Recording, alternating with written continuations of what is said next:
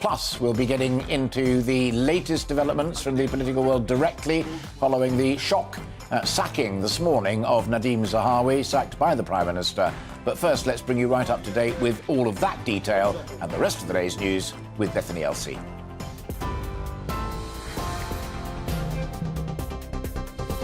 You want me to sit forward like this? Alastair, thank you. Good afternoon. It's just gone 1 o'clock. I'm Bethany Elsey with your top stories from the GB newsroom. Nadhim Zahawi has been sacked from government after an ethics inquiry found a serious breach of the ministerial code. The former Tory party chair faced questions over his tax affairs after admitting he paid a penalty to HMRC for an error linked to his shares in the polling company YouGov. In a letter, Mr Zahawi assured the Prime Minister he'll continue to support the government from the backbenches in the coming years. MP Jacob Rees-Mogg says he has sympathy for him. The report seems to show that he made some technical errors with his declarations under the ministerial code, and the Prime Minister has decided that they were serious enough to fire him. So I feel sorry for Nadhim Zahawi, but I think that after it dominating the headlines for a week, the rule of politics is that if you do that, it's very hard to remain in office. A 16-year-old boy has been charged with the murder of a teenage girl in Hexham. 15-year-old Holly Newton was stabbed in the Priest Popple area of the town on Friday and died in hospital. A 16-year-old boy was also injured in the attack. The accused, who can't be named for legal reasons, has also been charged with attempted murder and possession of an offensive weapon. The Housing Secretary has admitted that faulty government guidance allowed the Grenfell Tower tragedy to happen. Michael Gove says the whole system of building safety wasn't policed effectively enough. He's expected to announce a 6-week deadline for developers tomorrow, forcing them to sign a contract to either fix their unsafe homes or be banned from building new ones. The fire at the residential tower block in West London killed 72 people back in 2017. The government will publish an urgent emergency care plan tomorrow to try and tackle pressures on the NHS. It comes as the Health Department have announced plans to build virtual beds, caring for tens of thousands of elderly and vulnerable people at home. The Health Secretary admitted there was no quick fix, but said this immediate action to shift care away from hospitals will reduce waiting times. The former Conservative advisor, Claire Purcell, told GB News she's concerned about whether some health problems might be missed. Elderly people, if they have had a fall or they're not feeling very well, to then have the added bonus of technology on top of it that they may not have access to, they may not be confident with, and also may not have Wi-Fi links at home. Not all older people do. The majority are very, very good, but some won't. And I do worry that that personal contact, things are going to be missed. In the US, the specialised police unit that included the 5 Memphis officers charged with the murder of Tyree Nichols has been permanently disbanded. It comes as protests continue across several cities after police body cam video was released showing the officers beating the 29-year-old. He died 3 days later. In a phone call, the Nichols family and their lawyer have urged President Joe Biden to introduce the George Floyd Justice in Policing Act to local forces after federal forces adopted it last year. As Ben will tell you, Mom and Dad, I couldn't get that passed, but what I did do by executive order, I made sure every federal agent has to abide by that act. And so, well, that's a start. We got to get it for local police. Dame Esther Ranson has revealed she's been diagnosed with lung cancer, but said she's remaining optimistic. The 82-year-old admitted it's been difficult keeping her diagnosis a secret and that she wanted to share the news in her own words. Last year, the broadcaster received a Lifetime Achievement Award at the Women of the Year Awards. She was made a DBE in 2015 for her services to children and older people through the charities Childline and the Silver Line. And the head of the Welsh Rugby Union has resigned amid allegations of a toxic culture within the governing body. Steve Phillips' decision comes after the WRU announced an external task force will investigate claims of misogyny, sexism, racism and homophobia in the institution. Former Wales winger Nigel Walker has become acting CEO and has warned of an existential crisis for Welsh rugby ahead of the Six Nations. You're up to date on GB News. We'll bring you more news as it happens. Now, though, it's back to Alastair.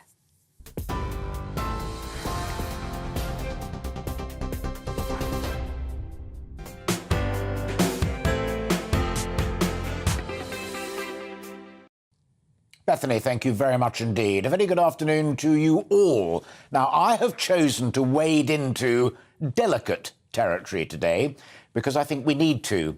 A couple of very high-profile people are in the eye of the storm, although, to be fair, as you've just heard in Bethany's news bulletin and across the programmes that we've been running so far this morning, one, Nadeem Zahawi, has left the storm this morning, sacked for a serious breach of the ministerial code, sacked by the Prime Minister. But even in that drama, the Prime Minister gets flack for not acting sooner and for appointing him in the first place as chairman of the Conservative Party, when many have argued that it was well known that there were serious questions to be addressed. Now, the Prime Minister may or may not have known that, but Mr Zahawi certainly did. The backstory itself is troubling. And then there are also, away from the direct world of politics and people in the front line of politics, there's the wave of industrial strikes that are unfolding across the country and have done for quite some time. Teachers in England, those that we trust with our children's education, become the latest group of workers in England and Wales to take industrial action, despite the vulnerability of their victims. Health workers also continue to deny a full service as they continue to pursue their wage claim. Now, I've got great guests from politics to my favourite vicar asking if our leaders, political and indeed in the organised labour movement, perhaps many others who are wielding power as well in this great land of ours, have simply lost their moral compasses. On those simple calls on what's right and what's wrong, I really do want to know what you think too. Are you losing faith in all of them? Have you already given up on them? GB Views at gbnews.uk, or of course via our social media and indeed my own social media. Laws, of course, are being considered to insist on the minimum cover in these vital areas such as health and education, but no ban on strike action if judgment and leadership don't tell these people in charge that they simply shouldn't be striking in hospitals or GP surgeries or in schools. Does something more need to be done? Is this an issue that the government should revisit and not just have emergency minima level for safety? I'd love to hear what your thoughts are on that. Also, if you're on strike and you deny your employer the capacity to make money, that's one thing. And then say, well, you're making a lot of money, so we want a bigger slice of the cake. That's perfectly reasonable and is traditional industrial action and has been over the years. But if your strike denies the most vulnerable in society, those that are in urgent need of care or health help, then is there something profoundly wrong with that? And also, if your industrial action denies young people their education and the start to their education, which is a linchpin, of course, guiding the rest of their lives, might that just not be fundamentally wrong as well? And how could people who don't seem to see these clear conflicts of interest aspire to top jobs and yet still get them? Is public life in the doldrums again? I'm not going to judge Richard Sharp's appointment as the chair of the BBC, a job in the former Prime Minister's gift, of course, and they are personal friends. Now, it is said that he was trying to help out financially, although both men absolutely deny it, and certainly any impropriety. But if you chance upon the Sunday Times today and read the coverage in there, you will find out that apparently the Cabinet Secretary had to say to the then Prime Minister, it may not be wise for you to be chatting to a mate of yours about private financial matters particularly when in your gift is a top high-profile job that he has already made it clear that he wants. So there's lots there in the papers for you to reflect upon, but I hope also very much over the next couple of hours, lots on this programme for you to consider and join in that debate. Also, if you do chance upon the Sunday Times, I recommend, as so often, Matthew Said, who writes a brilliant column there, and asks, how is it that we've just come to expect these misjudgments from the most powerful people in the land, time and time again? But he implies that we kind of shrug our shoulders and say, well, that's how it is. And is that a little heartbreaking? Well, I think maybe it is. Have they collectively lost the plot, I ask myself. The Sunday Times also suggests that Mr Sunak did know that there was a potential trouble ahead with Nadeem Zahawi over taxation, although, as I say, number 10, and there he is himself, Prime Minister, absolutely denied that. Nadeem Zahawi certainly knew that there was trouble around the corner when he accepted the job from Boris Johnson and, indeed, when he accepted the chairmanship of the Conservative Party from Rishi Sunak. Others better qualified than me are doing the investigations right now, including the chair of the Public Appointments Committee, and we've already heard from the Prime Minister's ethics advisor, who's reviewed all of the papers in the Zahawi case and presented his findings to the Prime Minister. And upon that basis, the Prime Minister said goodbye, baby, and amen to the chairman of the Conservative Party. Now, Nadeem Zahawi's tax affairs have been a headache for the government for the past 10 days. Rishi Sunak has argued that due process is really important, but he did face accusations that he was weak for not acting earlier to get rid of Mr Zahawi, and indeed Mr Zahawi himself has come under fire, not least from Jake Berry, former chairman of the Conservative Party, in talking to Camilla Tominey, in saying that perhaps he should have cleared the air by stepping down. The Prime Minister got the report from his ethics advisor early this morning, and he spoke to Nadeem Zahawi to tell him that he was being sacked. Then it was confirmed publicly. He said Zahawi showed insufficient regard for the principles that ministers are expected to follow.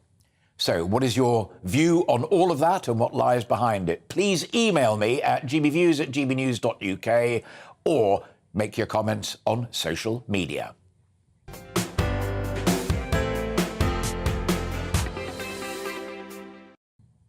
And I'm delighted to say that our political correspondent Tom Harwood joins me live now with the very latest on the political front and the Nadeem Zahawi case. He is at the Labour Party's London conference, which yielded some fascinating lines yesterday, not least on ethics, morality and behaviour at the very top of government. They must be cock-a-hoop down there, Tom. I have to say, those I've spoken to are indeed not only happy, but also surprised that this has been concluded in such speed. Of course, the big idea about these sort of investigations that we've seen in the past, whether it's the investigation into Dominic Raab or the famous Sue Gray investigation, or even the investigation many years ago into Priti Patel, these were things that took months and months and months to conclude. Very differently, so Laurie Magnus's investigation into the conduct of Nadeem Zahawi took around 1 week, much faster than anyone was really expecting. And it has to be said, the Prime Minister did act quickly off the back of the conclusion of this investigation. The report was handed to the Prime Minister early this morning, and then at 9 a.m. the Prime Minister made public his decision to sack the chairman of the Conservative Party. It must be noted that the criticism in the report, and indeed the breaches of the ministerial code as they were laid out, were not to do so much with the fact that Nadeem Zahawi had to pay a tax penalty to HMRC. It's that he was obfuscating whether or not he was under investigation, that he didn't declare that he paid that penalty to successive governments. In many ways, the cover-up was more of an issue than the act itself. Tom, thank you very much indeed, and I hope to be talking to you again a little later on in the programme, perhaps a little about what Labour are saying down there at the conference. And I'm delighted to be joined now live in the studio. In fact, he's been sitting here quietly for a couple of minutes listening to that intro and what Tom had to say. Former special advisor to Michael Gove, Charlie Rowley. Am I overdoing it in suggesting that across the piece at the moment, our political class seems to have lost the grip? I don't know, is the answer to that, Alastair. I think, look, there are always people in public life who, the majority, the overwhelming majority, whether you're a member of Parliament, whether you're in the Cabinet, or whether you're in public services, the overwhelming majority, in my experience, and I'm sure yours too, are in it for the good. They do it because they want to make a change, they want to make a positive change and a difference to people's lives. That's what gets them out of bed in the morning. Sure. That's what motivates them, drives them, and all the rest of it. You will always have stories that impact on organisations for the negative and for the worse, and this is a case in point that has, as you say, for the last 10 days, dominated the Conservative Party and has dominated headlines. And it's absolutely right, as Tom was pointing out, that a decision on Nadine Zahawi in particular was made as swiftly as it has been. And it is absolutely right that when you do find people in public life that might have fallen short of what's expected of them, a proper process takes place, an independent investigation looks into all of the facts, a conclusion is reached, and a decision made swiftly. But it's interesting, isn't it? An independent investigation, but particularly conducted by the ethics advisor. And that word screams to me. Ethics is about what is simply right and what is simply wrong. And these are men and women who aspire to the most powerful and influential posts in the land, and they need to have an ethics police officer who will occasionally blow the whistle on them, and lo and behold, they leave the playing field. Well, I think that's right, but I think it's also important to have an ethics advisor because in order to gain public trust and to ensure that the public are satisfied that you're not keeping somebody in a post that shouldn't be there necessarily because they're a chum or they're a fellow MP or just shares the same views. It's absolutely right to have an ethics advisor, which is exactly what Labour were calling for. That's exactly what the Prime Minister... It'd be a better world, though, if that ethics advisor wasn't so busy, wouldn't it? Well, there's a number of things to look at, and you know, all of the things that the ethics advisor is looking at, we would want to make sure that that's concluded as quickly as possible to enable the government of the day. And as a Conservative sympathiser, I want to see the Prime Minister getting on delivering for the country, delivering on the priorities that he set out to get this country going. Your former boss, Michael Gove, used to be an Education Secretary, of course. And do you feel, knowing that world so well as you do, that there is also something almost morally wrong with the teaching unions saying, in pursuit of our pay claim and other matters, I concede that to them about conditions and recruiting and retention and the rest of it, but it is reasonable for us to withdraw our labour and not teach children for a period of time in pursuit of our pay claim? I think that people do have a right to strike, but I think now is absolutely not the time to do so. I think children in particular, as you rightly identified, have gone through a huge disruption over the last 2 years because of COVID, where they weren't getting the education that they are entitled to and have a right. And we know just throughout life, having the best start in life, the best educational start in life, sets you up for the rest of your life. And so being denied that opportunity, being denied that after so long during COVID, I think is a huge mistake, not least of all because the Treasury set out in its autumn budget that an extra £2 billion was going into the Department for Education to deal with some of these matters. So against the backdrop of an economic uncertain climate for everybody in this country, against the backdrop of children not having the education that, as I've just said, are absolutely entitled to, the idea that there is a strike taking place within the education sector, I think, is hugely regrettable and wrong. As a former special advisor at the highest reaches, does it surprise you what a shambles the government seems to be making of so many things at the moment? I gather that the Chequers gathering of the Cabinet to have a political meeting and look to the futures were told by party pollsters that this was still winnable, and Sir Keir Starmer told his own conference, where Tom is in London, not to take it for granted. And yet 2 big events recently, the levelling up package, distribution of that money to various people, was attacked by Conservatives, calling it a kind of begging bowl culture as well, and not the best way of doing it. And then we spent a lot of time yesterday talking about Jeremy Hunt's growth package, and not one big business group, CBI, IOD, all of them, had barely a good word to say for it. I mean, these are golden opportunities to get the Conservative Party and this government back on track, as you said, it needs to focus on doing? And I think, look, just after what we've seen today, it's about public trust and it's about delivering on what you promise. And I think the two go hand in hand. So the Prime Minister, when he first came into office, said that he wanted to restore integrity and trust in British politics. An investigation has taken place, in particular into Nadine Zahawi, and he's acted swiftly and accordingly and made the right decision. And I think that does restore public trust. He now needs to do exactly what he said he would do in January, which is to deal with halving inflation, growing the economy, cutting the debt, dealing with the problems and the backlog that we're seeing in the NHS, and dealing with the small boats issue when it comes to the illegal crossings over the Channel. Dealing with all of those issues and making progress in those issues, I think people will start to see that actually this is a guy who we can give a second shot at the ballot. Absolutely. And those people will include people like James Dyson, Roccaforte, the chairman of Tesco, right across the spectrum, people, traditional supporters of the Conservative Party. It's a steep old slope, isn't it? It is a steep old slope, but when it comes to the polls, I think what was highlighted, I think, also in the Times, is that they're...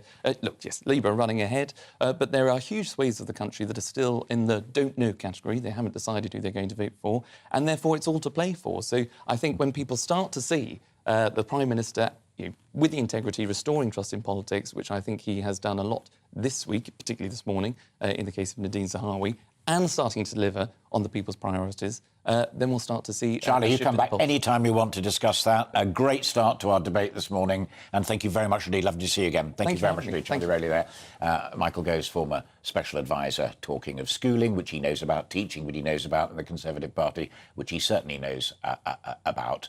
Now, many say that Mr Zahawi should never have got the job of chairman of the Conservative Party in the first place, or indeed under Boris Johnson, Chancellor of the Exchequer. The noise on taxation, many say, in Whitehall and Westminster was deafening. It all reflects badly, perhaps, on the then Prime Minister and also... you could argue the current Prime Minister as well. But as I was just saying to Charlie there, is there an ethical dimension to this? Is there a right and wrong dimension to this as well? And that's been playing on my mind a great deal over the last 48 hours. So I took a deep breath and asked my very dear friend, the Reverend George Pitcher, a former senior journalist and in the worlds of economics and industry, but also a former lobbyist, who knows about these things and public moods, to join me here. George, with the vicar hat on and the vicar collar very clearly there, as I was just saying to Charlie, is there a straightforward right and wrong ethical dimension to all of this? Have our public leaders, be they people running trade unions or seeking to run the government, lost the plot? Well, yes, they have rather. I'm not going to. I mean, I'm tempted to start as Charlie did with "I don't know," but there does seem a consistency with which this kind of unethical behaviour occurs. And I'm sitting listening to Charlie again, saying, you know, we want to get on with the Prime Minister delivering on the public's priorities, but we keep hearing that again and again, and it's always trotted out just after a senior figure like Nadine Zahawi has screwed up again. So what is it? Why do they keep messing up ethically? And I think that might have something to do with the idea that we've forgotten how to be a virtuous person. And by that I mean, I'm not sure that we're still in touch, as public servants used to be, I think, with the idea of it's my responsibility and my character to monitor and regulate my own virtue ethics. And, you know, virtue ethics was a classic old ethical school amongst the classical Greek philosophers, you know, that had 4 cardinal virtues that made a good character. And I think we've kind of lost touch with those kind of cardinal virtues when people used to ask, is this the right thing for me to do, or is this not right? and they seem to expect somebody else to be telling them that. There seems to be the idea that there's a ministerial code which we'll avoid if we possibly can. But if we get caught out, oh well, oh hell, there you go. I go. It's quite interesting, isn't it, that there doesn't seem to be any shame on the part of Zahawi over this business. I was reading the letters from the Prime Minister sacking him to Zahawi, taking it on the chin, as it were, in his reply letter. And Nadeem Zahawi doesn't at any point say that he's sorry either for what he did or for what has happened. He just rather blames the press, I think, for catching him out. And that speaks to me of someone who has lost touch with virtue ethics, what it is to be a virtuous person of character. And, in a sense, Alastair, I blame the Enlightenment. I agree that his point about blaming the press again was quite extraordinary, which is a point he has made before, to be fair, not only in the letter this morning. But I'm also tempted, having mentioned when you and I first met in the days when you were on The Observer and I was at ITN, of course, you could argue perfectly reasonably that we've been there before and it's been worse. I find it very disturbing that health service workers are prepared to go on strike when people are ill, and yet during the winter of discontent, the dead went unburied. I find it difficult to take on board that senior ministers don't see the fact that their tax affairs are maybe being investigated as precluding public office, but we both lived through cash for questions, we both lived through MPs' expenses, which was a huge scandal. I hate to say this to you, George, but was it ever so? It's always so. There's nothing really new in the current climate, or do tell me this is worse. Well, yes, I think you have a strong point there, Alastair. I mean, there's nothing new under the sun, as the author of Ecclesiastes wrote several thousand years ago. And of course, people are always going to make mistakes, but there are always going to be bad people. There are always going to be corrupt people, and so on. But I think I think we should have a measure against which we know what we're deciding is right and wrong, and that seems to be a very much more movable feast these days. You say there, Alastair, interestingly, that there are teachers and there are nurses, people in the public sector striking, and Charlie made the comment a moment ago that this isn't the right time for teachers or perhaps nurses to be striking. But it's interesting, isn't it? Because I wonder where the moral burden lies here. Does it lie with the strikers not to strike when they're unable to afford to live in a cost of living crisis? Or does the moral burden actually rest with those who have responsibility for ensuring that they are protected, that they are properly remunerated so that they're able to do their vital work? And I think that's something that we need to explore quite carefully. And I have to say that I find it difficult to really find much blame for teachers and nurses when they're striking, when the people who have the responsibility for these people being looked after and paid properly are behaving with such hypocrisy, frankly, as Nadeem Zahawi, and breaking ministerial code as if it's just a minor irritation rather than something that's there to protect people. So I do think when people have only their labour to withdraw, that they are going sometimes to have to withdraw that labour in order to get the attention and what they need to carry on working properly. You and I, as you rightly say, George, you referred to our backgrounds there, Alastair. We can withdraw our labour and get a job elsewhere. We can go and work for someone else. That's not the way it is with nurses and very often with teachers.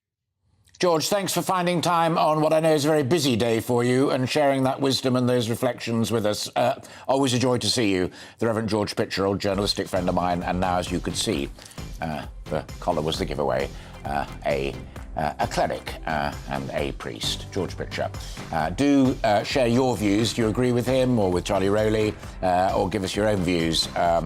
Morality in public life, whether it's trade unions or politics. Love to hear what you think. You're watching and listening to Alastair, Stewart and Friends here on GB News TV and radio and online, with lots more coming up on today's programme. We'll have more debate on our top story of the day.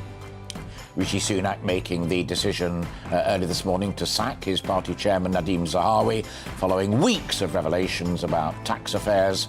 That's coming up next, but first we're going to take a quick break.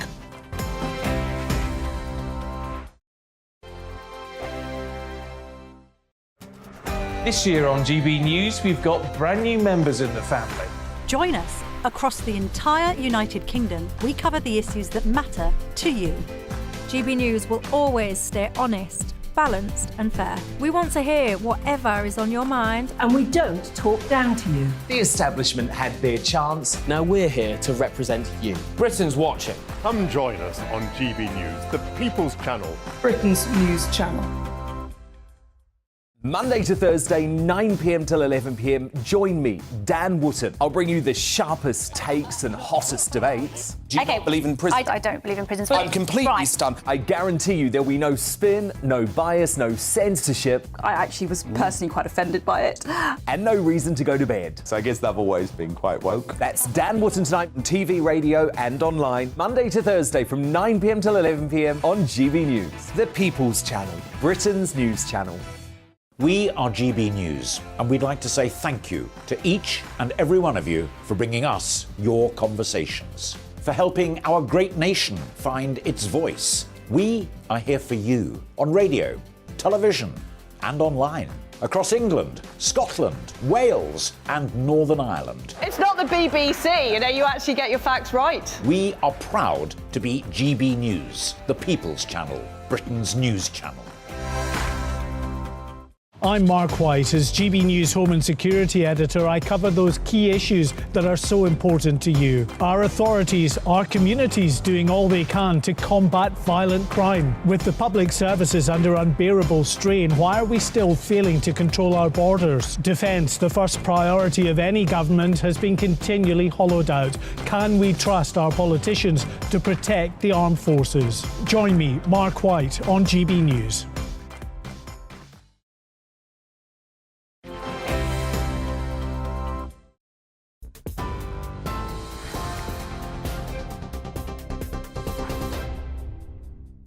Hello there, welcome back and good afternoon. It's 1:32. I'm Bethany Elsey in the GB newsroom.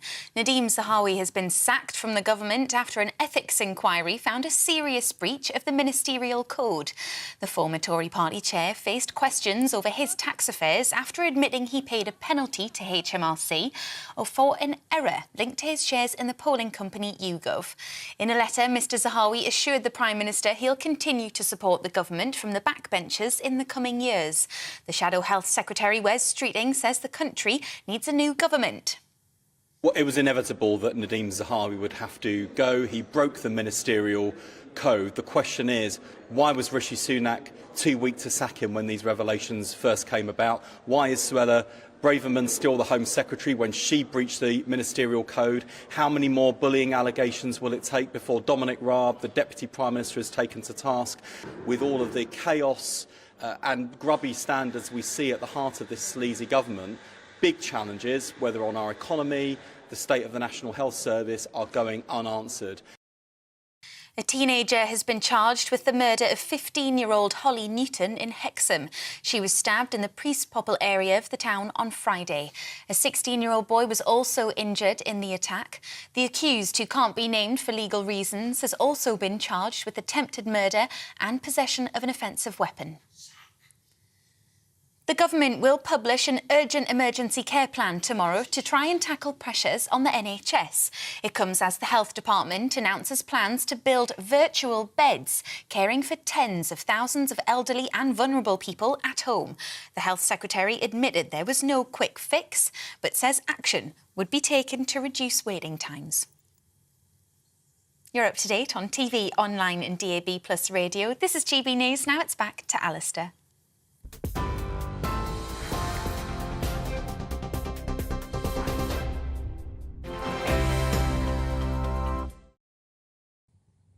Bethany, thank you very much indeed. More now on our top story of the day. Rishi Sunak making the decision early this morning to sack his party chairman Nadeem Zahawi following weeks of revelations about his tax affairs and speculation. Our political reporter Catherine Forster takes a look back at Nadeem Zahawi's political career, where he came from, what he achieved and where it all ended. Nadeem Zahawi, as Vaccines Minister, spearheaded Britain's highly successful COVID vaccine rollout ahead of most of the world. Now, questions over his finances have undone him. Zahawi fled Saddam Hussein's Iraq with his family when he was just 9. He grew up to be a highly successful entrepreneur, co-founding polling company YouGov. With wealth estimated at up to 100 million, he is one of Westminster's wealthiest MPs. Elected to represent Stratford-upon-Avon in 2010, he became an education minister under Theresa May, then Vaccines Minister and Education Secretary under Boris Johnson, and then Chancellor on July the 5th last year.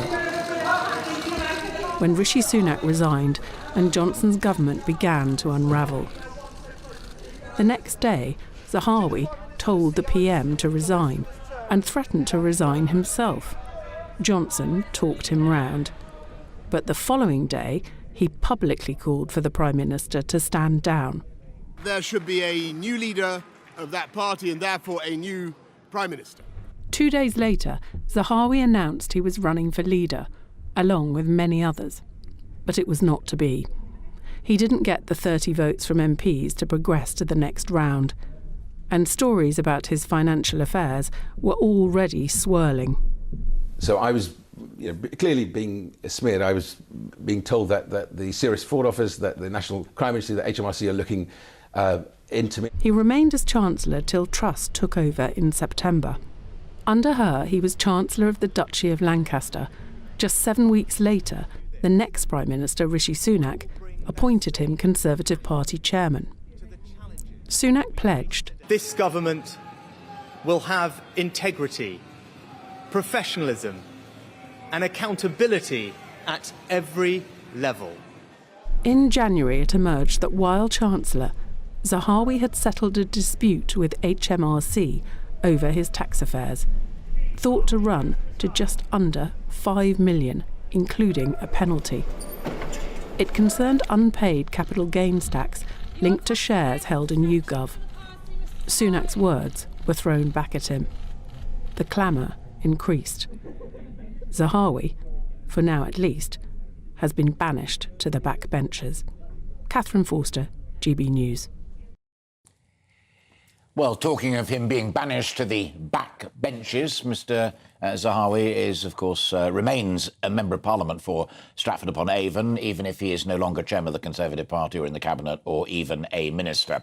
So we asked our reporter, Jack Carson, to go to Stratford-upon-Avon, which, as I say, is Mr. Zahawi's constituency, to find out what the mood is there. Jack. Well, thank you, Alastair. Stratford-upon-Avon, of course, the birthplace of one William Shakespeare, in the constituency since 2010 for one Nadeem Zahawi. Of course, we know the circumstances we've just heard around his sacking today as Tory party chairman. And I've been speaking to people here on the street to find out just what they think about him being sacked, of course. And as a constituency MP, I have to say, from the people I've been speaking to here, there's not many favourable opinions being said about Nadeem Zahawi as a constituency MP. A lot of people here don't feel he's necessarily represented them very well, and of course within this scandal, all spelling from those selling of those shares in YouGov, which of course he was investigated over HMRC with. A lot of people saying he should have resigned earlier. Take a listen and a look at what people said to me earlier today. He broke the rules, he deserves to get the sack, doesn't he? Everybody has got to pay their taxes, he didn't do it right, so he deserves a sack. Simple as that, same as anybody else, really. It's just another scandal again, isn't it? All the politicians, they're all the same. And it just happens to be another Tory minister breaking the rules again. No, it's not changed my view on the government, not at all, no. I think we've got the best people in at the moment. It's just that someone's made a mistake and he's got the sack for it, same as everybody else. He deserves to get the sack. But, so they've sacked him, so we move on to the next one.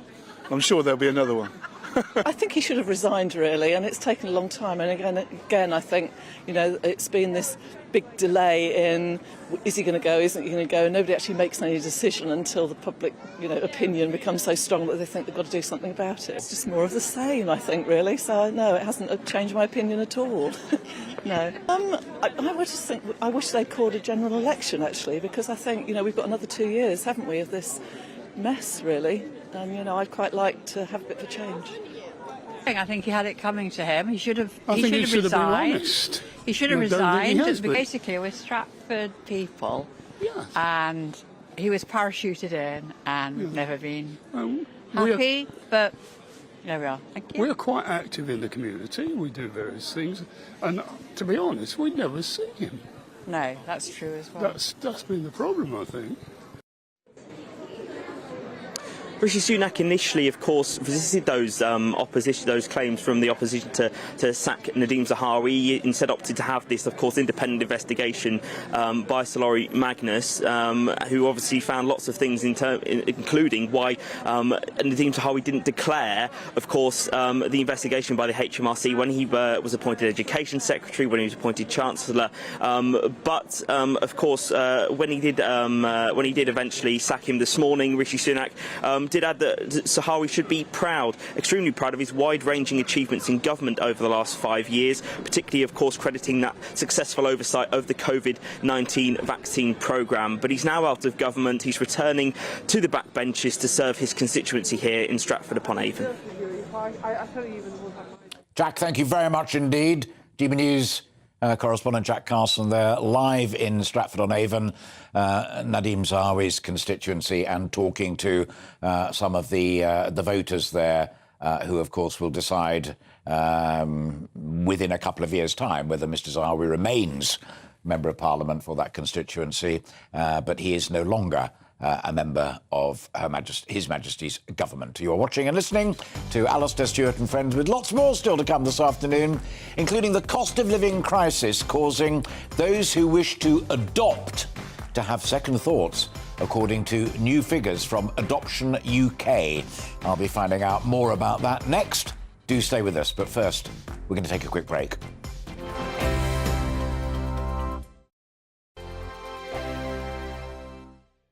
He's the king of breakfast TV, and he's back. Eamon Holmes, back on the TV with me this morning. Even remember my name. I know, it's been 4 months. You have holy water by your bed? Oh, yes. Already to bless. Oh, Eamon. Oh. Why do you not believe anything I say? Eamon Holmes back on GB News Breakfast at 6 a.m. Every weekend, it's Mark Dolan Tonight. Bigger and better, starting at 8 p.m. Friday and Saturday. Can't be too safe. Bring it on. Has there ever been a more innuendo feature? And Sundays, we're on at 9. It's ridiculous. Just get on with it. Maybe you should get a proper job. Only on GB News, the People's Channel, Britain's news channel. I'm Michael Portillo. Join me on GB News on a Sunday morning for topical discussion, debate, arts and culture, and sometimes even ethical dilemmas. I don't always agree with you, Michael. Michael Portillo, Sundays on GB News, the People's Channel, Britain's news channel. Hello, I'm Michelle Dewberry, and you can join me every weekday 6 till 7 on Jubes and Kerr. You're an inspiration to us all. Clip that bit up. Well, you are. That's my ringtone. My political ambitions those days are gone, I can tell you. She's only teasing. Go on. He's probably going to want to lay down now. I'll give him 2 minutes to have one. Let's respectfully disagree. That's what we like on Jubes and Kerr. Come and join us. GB News, the People's Channel. Michelle Dewberry, weekday evenings at 6 o'clock. Monday to Thursday on GB News, it's Bev Turner Today from 10 a.m. We're going to be here for you, our GB News family, to keep you up to date, but also make you smile. The guy went from puberty to adultery. And I can't wait to bring a few of my own opinions. I have no time for cultural totalitarianism. We'll engage in passionate, but always polite debate, with your thoughts and opinions at the centre of it all. Only on GB News, the People's Channel, Britain's news channel.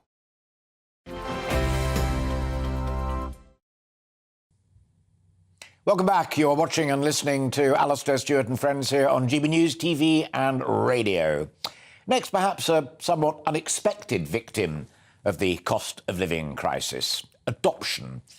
It is, of course, a vital way of finding love and care for children who may otherwise be left out of it, and indeed giving some folk who cannot have their own children the pleasures and fulfilment of parenthood.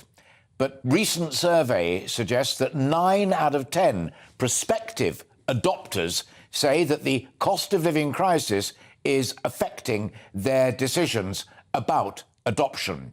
According to that survey by Adoption UK, the charity is calling for an urgent review of financial support for adopters and adoptees, and for lifelong support for adopted people. I'm delighted to be joined now by Alison Woodhead, who is the Director of Public Affairs for Adoption UK. Good to see you. Your recent research is deeply troubling for all of the reasons I set out in that introduction. But may I suggest to you, particularly for the young folk who are there hoping that adoption is the route for them to safety and to happiness. What is the scale of it? Well, there are a couple of thousand children waiting for adoptive homes. And what's particularly worrying about this is that the children who wait the longest are likely to be worst impacted by the cost of living crisis. So I was talking to somebody the other day who had planned to take a group of siblings, which is quite common, groups of siblings needing adoptive homes, but they were having to think again because of the cost increases that they were facing as a family, even without any children. And we know that sibling groups wait on average about 11 months longer to find an adoptive home. And so that's just one example of the impacts of this cost of living crisis. As you say, adopters and adopted people perhaps not amongst those groups of vulnerable people that you might think of as being impacted by this crisis. Well, what's the current arrangement at the moment? I mean, I know from family experience, my sister-in-law did a great deal of fostering, that in the case of fostering, you can get some support from the local authority for the very, very important work that you're doing. But if you become an adopter or an adopting couple, is there any support either from central government or from local authorities to help you with that? There is some. So one of the things that we're campaigning for is improved adoption leave and pay policies, so that everybody, whether you're a self-employed adopter, whether you're an employed adopter, that you get the same benefits as somebody who is going on maternity leave. Because what's incredibly important is these are very vulnerable children who've had a tough start in life and they need a lot of support. You know, somebody was saying to me the other day, their social worker had told them they needed to consider taking at least 9 months off work, and that's wise advice. These children need us when they first arrive in our families. Yeah. But that person was saying now that just felt impossible. So there is government support for therapeutic help, which families do need as their children are growing up. It's called the Adoption Support Fund. But families tell us that they're really worried that with the competition for resources at government level, that's going to slip off the radar. And so we're pushing really hard to make sure it doesn't. And presumably there is a cost if adoptions can't go forward because folk can't afford it. I mean, what happens to these little people who are waiting, fingers crossed, for adoption? There is a cost to the state, presumably, there, if they have nowhere to go, let alone a lovely, welcoming family. That's right. I mean, it's more expensive to raise a child in foster care than in an adoptive family, as far as the state's concerned. But more than that, it's the emotional toll that it takes on children not to have a permanent family, because it's very typical for children in care to move to several different placements. My own daughter, I was her 5th family by the time she came to live with me at the age of 5. So, obviously that takes its toll on top of the trauma that these children face in their birth families. Indeed. Have you had any response at all? I said in my introduction to you, apart from working for the charity and the great work that you do there, you're also public affairs, from the Department of Work and Pensions. I presume it's a matter for them as to whether or not this is a no-go area or whether they are sympathetic, empathetic to what you're trying to achieve? No, the government is empathetic, and it cuts across lots of different departments. So it's actually the Department for Education which is responsible for adoption. But obviously, when it comes to things like pay and benefits, then yes, it's the Department for Work and Pensions, and so on and so forth. So we're working across all of those departments to make sure that the really great investment this government's actually made in adoption over recent years doesn't diminish, and that in fact it increases in the face of these. Alison, from the bottom of my heart as a serial parent, I wish you well. It's a really important matter, and I'm delighted that we're able to find time to discuss it with you here on Alastair, Stewart and Friends. That's Alison Woodhead there, the Director of Public Affairs for Adoption UK. Now, it's time for our weekly Rural Spotlight feature, where we shed light on rural affairs. The hint is in the name of the slot. And this week, new rules, I should say, on wild camping in national parks. This was a story that caught my attention a wee while ago, and I've wanted to talk about it. Unfortunately, there have been developments since I first floated it with the team as something that perhaps we should talk about. You may remember reading about, or even seeing or hearing, that the owner of an estate in Dartmoor has won the right to change the rules regarding what's called wild camping, i.e. turning up, pitch a tent and enjoy that part of the world. Dartmoor was the only area of England and Wales under a local law that allowed campers to put up their tents without seeking permission from the owner. Seems odd, but there we are. It was very popular with those who wanted to do the camping, but clearly not with those who owned the land. Well, yesterday, a so-called permissive agreement was made between the Dartmoor Commons Owners Association and the National Park Authority, which seeks to provide clear guidance on what constitutes wild camping, and where its principle is based on something called leave no trace, which designates specific areas where people can still camp. Now, this permissive agreement is in place whilst an appeal it will be heard. It has been granted over a High Court judgment in support of the landowner that I mentioned in my introduction. That will happen on Friday, which declared that people need landowners' permission to go camping. While this story is very much continuing, it has sparked a great discussion over new controversial rules regarding the right to roam and wild camping in national parks. And I'm delighted to be joined now live by Victoria Vivian, who is the Deputy President of the Country Land and Business Association. Great to see you and welcome. I mean, it seems to me that temporary agreement makes great sense, because it respects quite rightly the ownership rights of the landowner, but at the same time it finds a permissive and sensible way to say, look, if you want to put your tent up there and you want to enjoy this beautiful, fabulous countryside in this marvellous country of ours, you've got to respect it and leave it as you found it so that others can follow in your footsteps and love it too. That's a perfectly sensible deal. Why do we still need the appeal? Well, I'm not here to represent the Dartmoor National Park. They're the ones who've decided to make the appeal. I think it's a very sensible judgment that was made. A High Court judge was asked to decide on the basis of the law whether people did actually have a right to camp on the moor, or whether the right still remained with the landowner to say whether they could or they couldn't. And the judge decided that permission was required.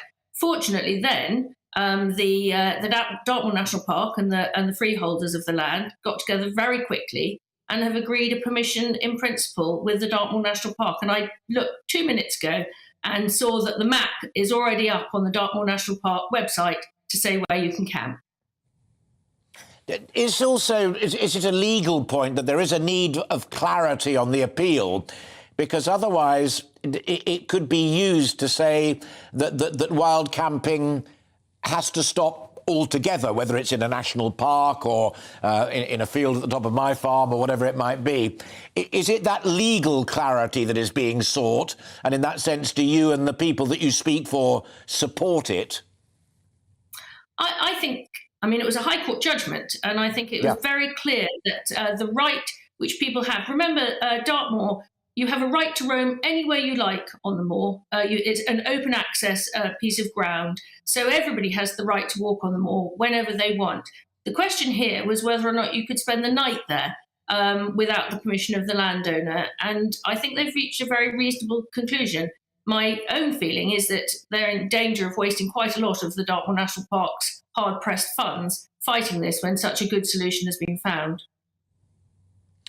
Is what's needed here even more greater clarity about the wisdom of the Countryside Code, the wisdom of those rules about not setting fires and not leaving beautiful land and soil in an any worse state than you found it? I mean, the rules that are there, I know from my own experiences, are pretty clear, leaving gates open, all sorts of stuff like that.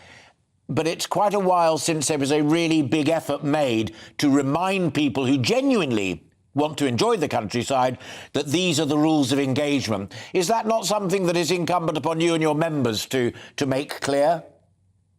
Well, last year there was a big revamp of the Countryside Code, and it's had contributions from us, from the wildlife trusts, from all the proper bodies to say how can we bring the Countryside Code, which probably you and I remember being rammed down our throats as children, bring that back up to date. So I think that information is out there, and I think we've brought it up to date. You can use QR codes now when you see one on the gate to see exactly what you're supposed to do, where you are. There is a greater press for, access, and we think that there is a lot of very beautiful access in this country. There are 3.5 million acres of open access land, but we want to find the best ways for people to access so that it can be used for food, for the environment and for the people. All of these things have to work together. These issues, and I remember vividly the right to roam arguments that have unfolded over various years, are always so much better resolved with both sides talking to each other. And if it has to go to court, it has to go to court because it's a High Court ruling, and both sides are entitled, of course, to their legal rights. But are you personally optimistic that this will resolve itself constructively, both for your members and for those of us who just love the countryside? Well, I grew up on Dartmoor, Alastair, so I have a very close memory and passion for being on the moor. And I would love everybody to have the kind of crazy freedom that I had as a child, trotting around on a fat pony, to be out there and enjoy the countryside. And the best way we can do that is to avoid there becoming a false urban-rural divide, a divisive argument about who should be where, and work together to make really good access for everybody. There are lots of communities that have not enough access, and we should be working to sort that out, not to fight about it. I think it's quite unhelpful that camping has here got muddled up with access. Let us keep our fingers crossed that there is wisdom available on both sides and all sides as ever. Really enjoyed that, and thanks for the clarity. Victoria Vivian there, the Deputy President of the Country Land and Business Association, talking about that wild camping and the right to roam and all of the rest of it. You're watching and listening to Alastair, Stewart and Friends here on GB News TV and radio, with lots more coming up on the programme this afternoon, including more on our top story on the day that Rishi Sunak has taken the decision to sack his party chairman Nadeem Zahawi on the advice and guidance of his ethics advisor. But first, we can take a quick break.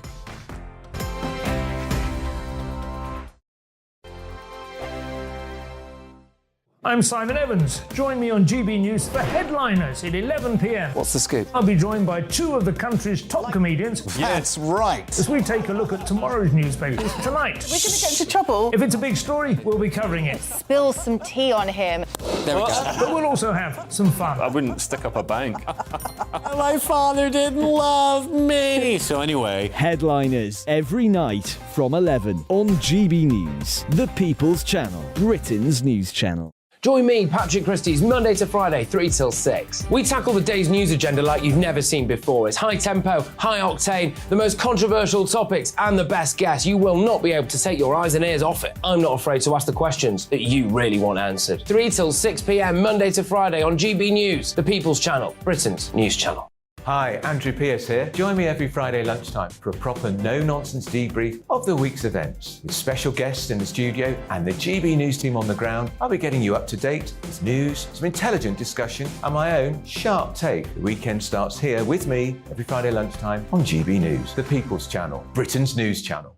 I'm Andrew Doyle. Join me at 7 o'clock every Sunday night for Free Speech Nation, the show where I tackle the week's biggest stories in politics and current affairs with the help of my 2 comedian panellists and a variety of special guests. Free Speech Nation, Sunday nights from 7 on GB News, the People's Channel, Britain's news channel. We are GB News, the People's Channel. And right across the United Kingdom. You can find us on Sky Channel 512, Virgin Media Channel 604, Freesat Channel 216, Freeview Channel 236, and YouView Channel 236. You can also take us with you on DAB Plus Radio, with the GB News app and at the website gbnews.uk. We're absolutely everywhere. Come join us on GB News, the People's Channel, Britain's news channel.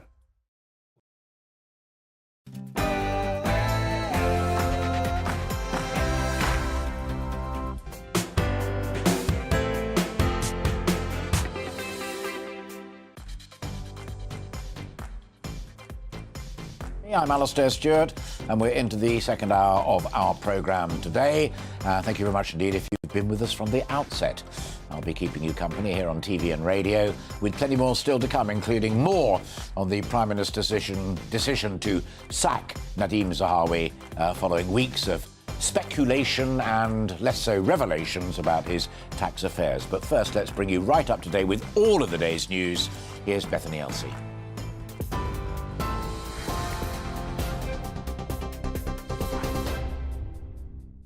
Alastair, thank you. Good afternoon. It's 1 minute past 2. I'm Bethany Elsey in the GB newsroom. Nadeem Zahawi has been sacked from government after an ethics inquiry found a serious breach of the ministerial code. The former Tory party chair faced questions over his tax affairs after admitting he paid a penalty to HMRC for an error linked to his shares in the polling company YouGov. In a letter, Mr Zahawi assured the Prime Minister he'll continue to support the government from the backbenches in the coming years. MP Jacob Rees-Mogg says he has sympathy for him.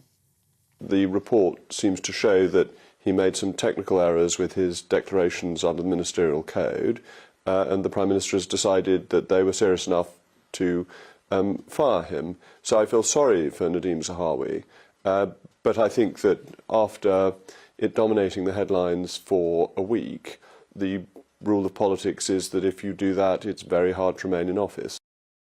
Well, Shadow Health Secretary Wes Streeting says it's time for a new government.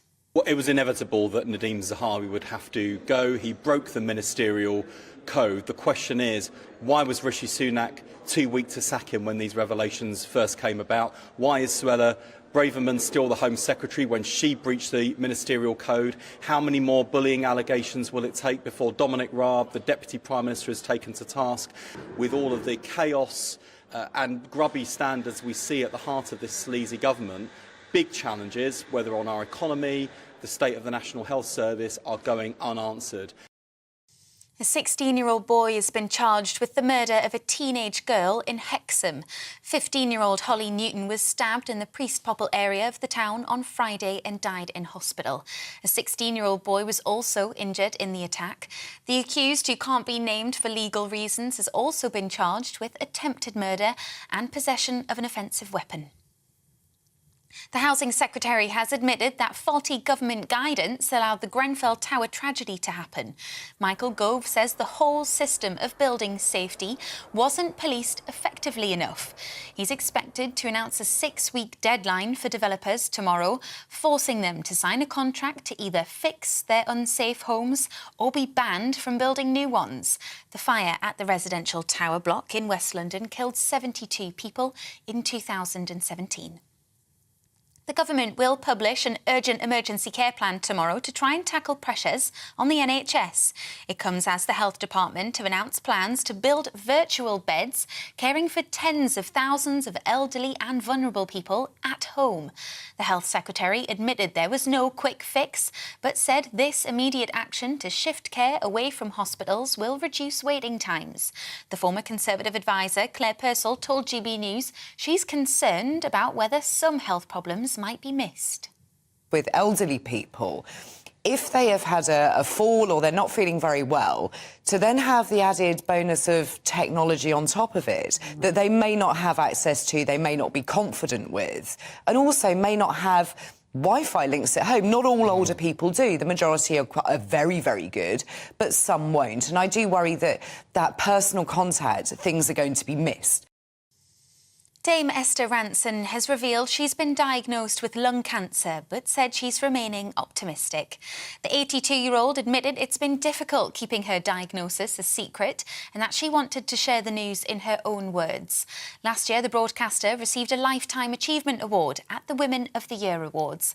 She was also made a DBE in 2015 for her services to children and older people through charities Childline and the Silver Line. The head of the Welsh Rugby Union has resigned amid allegations of a toxic culture within the governing body. Steve Phillips' decision comes after the WRU announced an external task force will investigate claims of misogyny, sexism, racism and homophobia within the institution.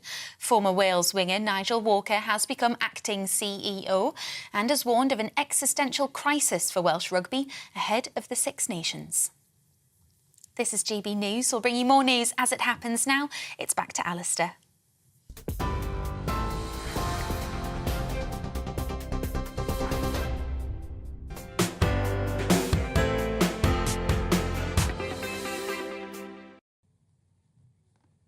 Bethany, thank you very much indeed. He was with me at the very top of the show, and I'm delighted to say that political correspondent Tom Harwood joins me live now in the studio with the latest on the political front. You heard there in Bethany's news report what Jacob Rees-Mogg had to say and what Wes Streeting for Labour had to say.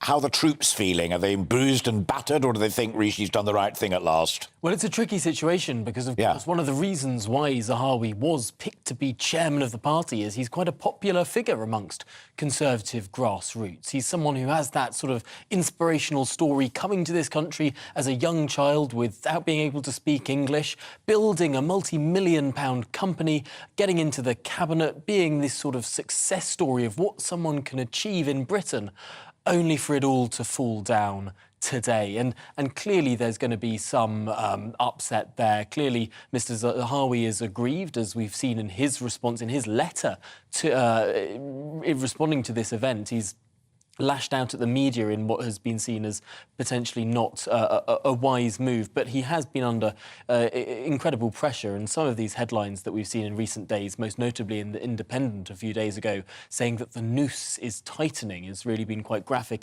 imagery that he has not appreciated. But clearly I think that the pressure had simply got this far, and the conclusions that Sir Laurie Magnus made in his report meant that the Prime Minister could really do very little else other than to let him go.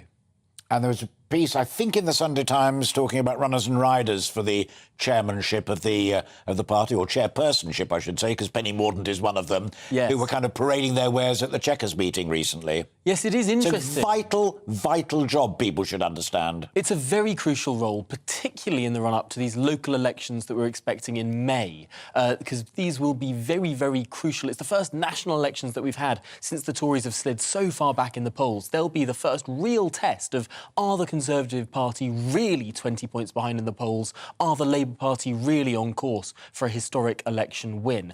And managing that election campaign is seismic. However, some of those names that are in that Times piece, Penny Mordaunt is one, Grant Shapps is another. These are people with quite big jobs in government already. And the big question is, if you're the business secretary like Grant Shapps, if you're the leader of the House like Penny Mordaunt, do you want to give up your department or your big ceremonial role to take on a huge challenge and run up to an elections that everyone thinks you're going to lose? Oh, Tom, Can't dispute that cephalogically, but there you go. Great to see you. Thank you so much for spending so much time with us today on the programme. Always appreciate it. My friend Tom Harwood there, GB News political correspondent. Now, the theme of today's show, which he's so brilliantly contributed already to, is whether those in authority are making the right decisions. Nadeem Zahawi, of course, was sacked by the Prime Minister this morning rather than resigning, which most agree was the right move. Whether or not the timing was, that is a matter for point. But what about the teaching and nursing strikes? Teachers kick in, already happening in Scotland, next week here in England and in Wales. And of course, the strike by nurses and ambulance drivers and others continues in the NHS. Now, what we're also asking today is whether or not those who lead those mighty trade unions have also lost their compass in believing that it is right, in pursuit of what is essentially a pay claim, to deny people either the health care that they need or a trip to hospital to sort out whatever the health problem is that they face. It's also crossed my mind that it may just be questionable if you're a teacher, a profession that many see as being a vocation, even more than a job, whether it's right to down tools and deny those little darlings their schooling at such a vital time in their lives. So I'm delighted to be joined now by my old friend Bobby Siegel, who is a maths teacher and, of course, in so many respects, maths maestro. You have some sympathy with striking teachers, which I have to say to you, Bobby, really shocks me. Yeah, I think it's one of those things where I understand the purpose of education. We've got to make sure that our young people are educated, prepared for the workforce. But as a person that's working in the teaching profession as well, I do sympathise with why they're going on strike. And I think there's a few things to think about. One is you can look at it from the economic pay perspective. Since 2010, the numbers tell us I think it's about 24% real terms pay cut. So teachers obviously are struggling to keep up with the increasing cost of living. But I think a bigger issue, again, if you take pay away from the table, is actually teachers who are thinking about the future of education. Because the reality is, if teaching doesn't pay a reasonable wage, then longer term is not going to attract people into the profession. And one of the stats I read was I think that teacher vacancies are up 2/3. So vacancies up 2/3 since before the pandemic. So schools are struggling to fill vacancies. And as a maths teacher, 1 in 8 of our lessons across the country are taught by non-maths specialists. And I think in the long term, if we continue to see the teaching profession not being paid fairly, again, I always think we're not asking for, I used to work in banking before, we're not asking for Maseratis, Bugattis, they're asking to be paid fairly. If they're not, then longer term, when young graduates who graduated from good universities from London across the UK, when they're thinking about their professions, they think, okay, there's teaching there, but I could go to I could work as a consultant, work in engineering, earn more with less hassle, less headache. And therefore, actually, the point of the strikes is, okay, there will be damage, there will be compromises to children's education next Wednesday. But if we're thinking about the long-term future of the education profession, we need to make sure that we as a country treat it with respect and pay as part of that. But casting your mind back to the days when you were involved in banking and high finance, and I was an industrial correspondent, I can perfectly well understand, whether I sympathised and supported or not is frankly irrelevant, but I can completely understand organised labour saying, I'm going to stop you as a company making your super profits unless you give me a fairer share of it by denying you my labour, i.e. the means for you to make that return on your capital and to make that profit. I just don't understand how teachers can look kids in the eyes and say, in pursuit of a better profession and a higher pay packet, I'm going to deny you, little boy, little girl, your schooling from Wednesday. I just don't get it morally. Yeah, and again, I would say that the vast majority of teachers will take this decision with a very heavy heart, because when people enter the teaching profession, Alastair, we've had this conversation before, people enter it because they're passionate about young people, passionate about whether it's maths or English or science and geography, and they want to pass and communicate that knowledge to the future. And that's why people enter the profession. And again, we mentioned pay is one sort of factor here. But I think if you're someone that's in the teaching profession, you're in your 20s and 30s, and you're thinking about a career for the next 20, 30, 40 years, actually, by having a squeeze, we've had for the last 12 years, squeeze on the teacher profession pay, it's impacted our ability to not just retain teachers, but to recruit new teachers. And this means that actually the quality of education that people are receiving is being compromised. Because again, maths is a perfect example. Maths is a subject where naturally we know that people will enter work in the city. But if 1 in 8 lessons are being taught by non-math specialists because we're struggling to recruit teachers. So I think it's the 2 parts. There is one, withdrawing labour because they think there's a short-term issue on the pay. But I think longer term, the teaching profession is not recruiting enough quality teachers. But Bobby, tactically it's bonkers as well, because if I deny a filthy capitalist the right to make lots of money, then that's perfectly reasonable. But the only people who can find more money to pay the teachers is the taxpayer, and taxpayers will include lots of mums and dads whose little darlings will not be educated on Wednesday nor going forward, and have been suffering that up in Scotland, both in primary and secondary, for some time now. I mean, it's tactically inept, if nothing else.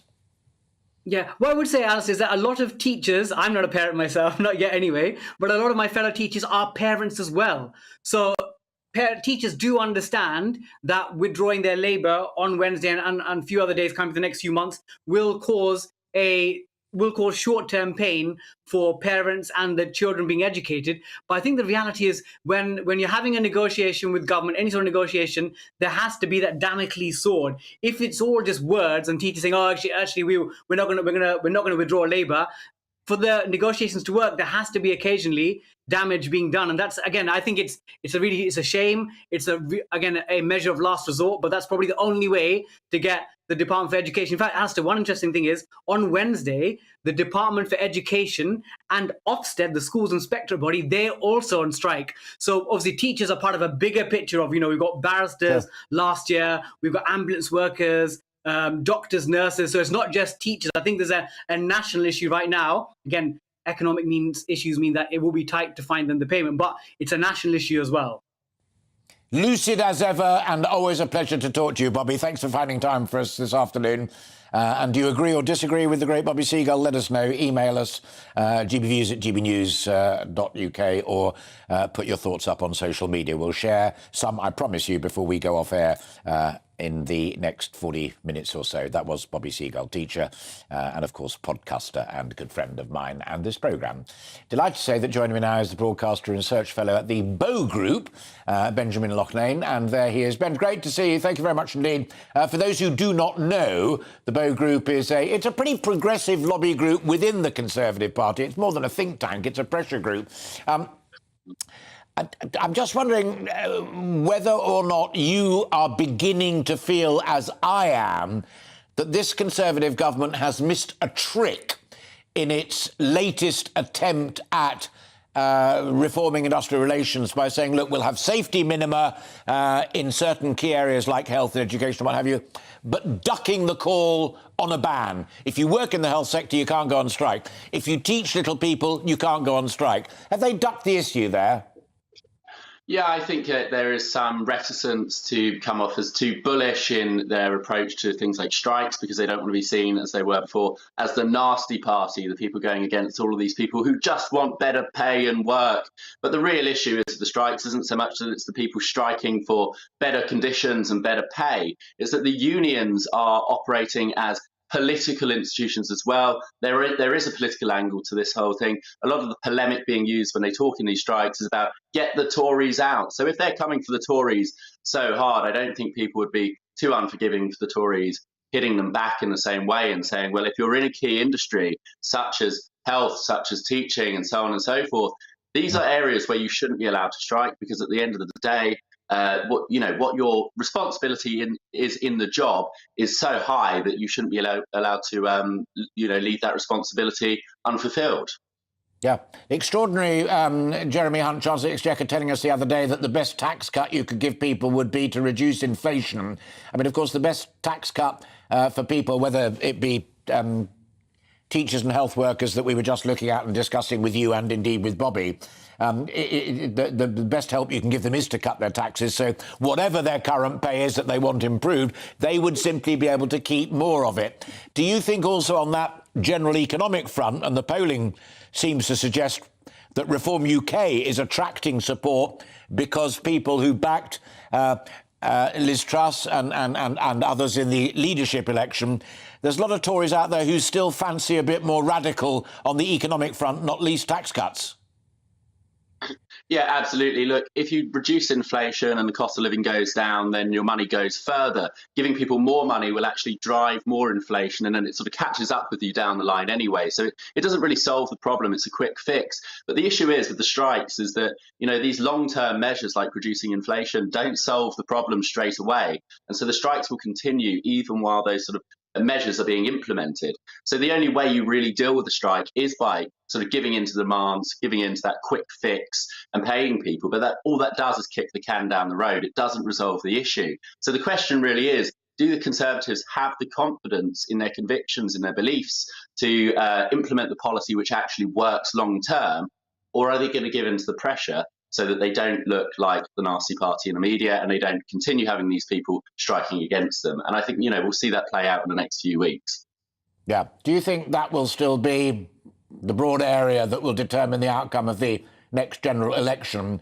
Or do you think that recent matters concerning Nadhim Zahawi and Rishi Sunak's judgment on it, and the former Prime Minister Boris Johnson having to be told by the Cabinet Secretary that probably best not to talk about financial matters with somebody who's in the running for a huge, high-profile public job. Will the ethics be an issue at the next general election, do you think? Well, I think, ethics certainly will be an issue, but ultimately I think the thing that matters most to people is being able to heat their homes, feed their children and get by day to day. At the end of the day, people are more forgiving of certain ethical concerns as long as their bins are still being collected. When things start to really decline on a crucial level in people's day-to-day life, I think that's what people are more likely to vote along the lines of. The ethics do matter, but at the end of the day, a lot of people think all politicians are unethical. So it's not going to make any difference which politician you vote for if they're all unethical in the minds of the public. So, really the things they care about are, can you do the job? We don't really care how ethical you are, as long as my bins are collected and not stinking outside my house for weeks. Benjamin, great to see you again. Thank you very much indeed for finding time for us and sharing your wisdom. And I'm really glad that we put it on the agenda for our discussion and debate today, as well as taxation and strikes. Thank you very much indeed. Ben Loughnane there, broadcaster and research fellow at the Bow Group. I'm delighted to say that joining me now is another friend of mine who's also been on the programme several times before. None other than Sir Geoffrey Clifton-Brown, Conservative Member of Parliament for the Cotswolds. And there he is.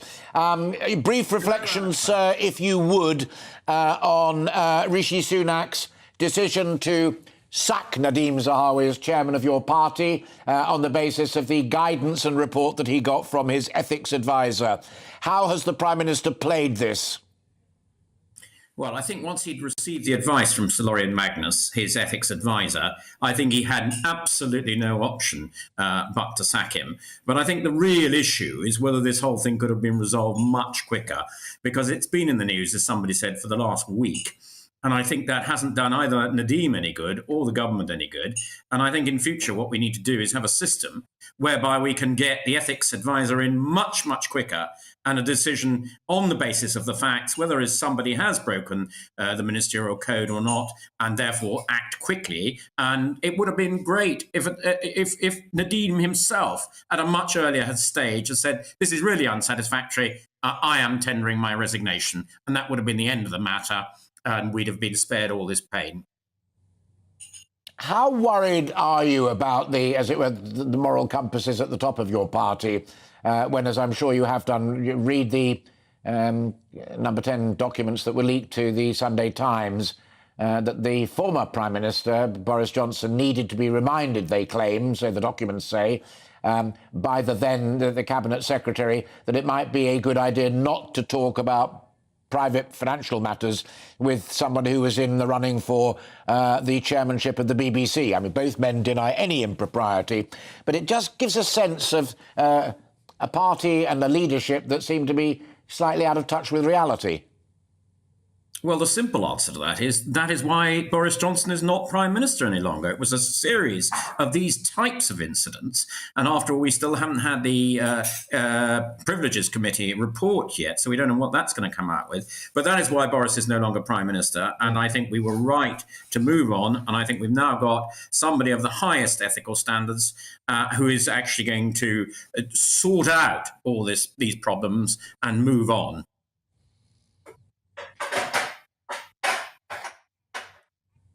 In moving on, I was talking to Michael Gove's former spy, Charlie Rowley, earlier, and said the last two major events, forget resignations and sackings and stuff, but big ticket items like the levelling up awarding of money and Jeremy Hunt's big growth speech have both gone down like Led Zeppelins, not only out in the economy and the wider community, but also within your party. I mean, these are the events that really will change the weather, much more than a sacking or a resignation. Would you agree?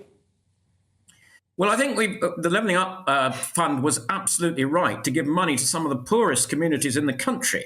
And I think it's done exactly that. So I don't quite know what all the criticism is. The criticism is that the more conservative constituencies have got it than Labour constituency. The simple answer is there are more conservative constituencies than Labour constituencies, so they were bound to get more. There are clear criteria now laid down, and the second round has been awarded according to those criteria, and there may hopefully be a third round. So I'm not too sure about that. On the whole issue of Jeremy Hunt's statement and tax cuts, clearly people like me would like to see tax cuts, but we absolutely appreciate at the moment, with the level of borrowing and the growth not there in the economy, that it's probably not going to be possible to produce too much tax cuts just right at the moment. Maybe the one thing Jeremy Hunt should look at is the business tax, corporation tax, because that is going to be a very big hike in the budget from 19% to 25%. That's a really big hike in one go.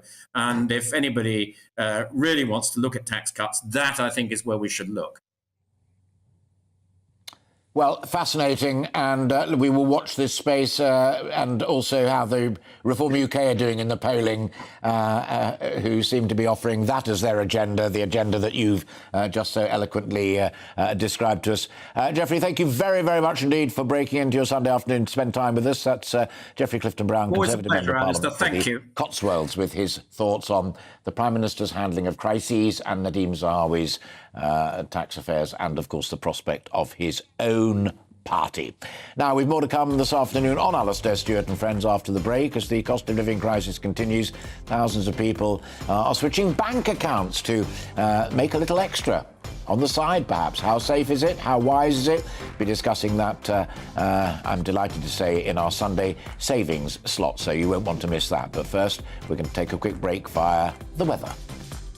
Hello there. Welcome to your latest weather update from the Met Office. I'm Jonathan Vautry. Sunday has started off on a fairly breezy note for some of us, particularly Scotland. That's due to the squeeze in the isobars as this frontal system is moving in. We've already seen wind gusts of 60 miles an hour across Shetland and generally gales around coastlines here. This cold front is also going to continue moving its way in, providing some heavy outbreaks of rain for Northern Ireland and Scotland. For England and Wales, it is a drier theme, but there are a few drizzle patches still to watch out for underneath the cloud. Some brighter spells, though, possible for southern areas of Wales into central England. Temperatures across England and Wales generally around 8 or 9 degrees Celsius, but it's across Scotland where we could reach 11, maybe 12 degrees underneath that cloud, but the wind not necessarily making it feel too pleasant.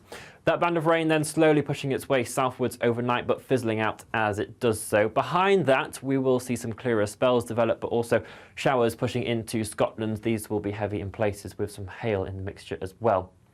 The wind, though, will remain fairly brisk overnight, so that reduces the risk of frost for all of us.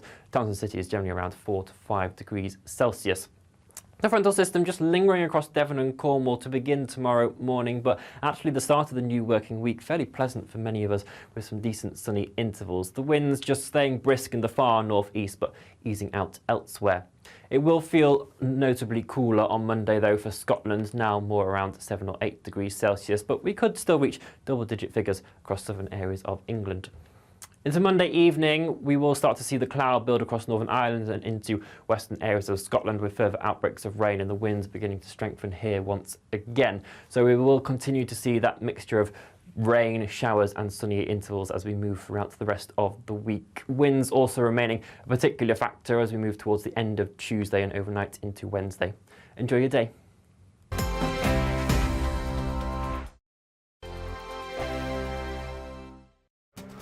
This year on GB News, we've got brand new members in the family. Join us. Across the entire United Kingdom, we cover the issues that matter to you. GB News will always stay honest, balanced and fair. We want to hear whatever is on your mind. And we don't talk down to you. The establishment had their chance. Now we're here to represent you. Britain's watching. Come join us on GB News, the People's Channel. Britain's news channel. Join me, Nana Akue, Saturday and Sunday afternoons on GB News. Expect fiery debate and passionate discussion as me and my panel tackle some of the biggest topics hitting the headlines. It's a place for everyone's opinion. No one gets cancelled, but no one gets an easy ride. Oh, she's on it today! Be ready for conversations that are fierce, frank, and of course, fun. Every Saturday and Sunday afternoon from 4 p.m. on GB News, the People's Channel. We are GB News, right across the nation. You can get us on television, on radio, on digital. We're absolutely everywhere. Amazing! You see, amazing! You remind me of me in the European Parliament. But here's the most important bit. We are not part of the mainstream establishment. We think and speak just like you do. We are the People's Channel. Magnificent. That's really, really thoughtful. Come and join us on GB News, the People's News Channel. Join me every Sunday at 6 p.m. for Gloria Meets. In exclusive interviews, I'll be finding out who our politicians really are and what they really think. It's something that you would never want anyone to suffer. I didn't know what channels there were. I didn't think I'd be believed. I must have weighed about 7 stone and I'm 5'8". My instincts was to sort of cover this up. I mean, clearly that was a mistake. Join me every Sunday at 6 p.m. on GB News, the People's Channel, Britain's news channel.